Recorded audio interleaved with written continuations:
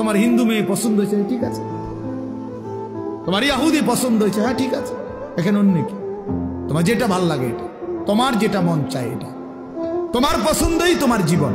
খোদার কসম, কোরআন শরীফের আয়াত আছে বাপ, সূরা আরাফের মধ্যে আল্লাহ তাআলা বলছে, এই মনের ইচ্ছা মতো যে চলে, ওয়াত্তাবা হাওয়াহু, যে তার নফসের মনের চাহিদার অনুসরণ করে, আল্লাহর বিধান, রাসূলের বিধান, কোরআনের বিধান, ইসলামের বিধান, ধর্মের বিধান কিছুই যে মানে না, কোনো ধার ধারে না, পরোয়া করে না, পাত্তা দেয় না, আল্লাহর কসম, আল্লাহ কোরআনে বলছেন ফামাসালুহু কামাসালিল কালব, ওই ব্যক্তির উদাহরণ, ওই ব্যক্তির জিন্দেগি কুকুরের মতো, কুত্তার মতো, কুত্তার মতো, কুত্তার মতো, কুত্তার মতো। দেখা ওই জিন্দেগি কুত্তার জিন্দেগি, ওই জিন্দেগি কুত্তার জিন্দেগি।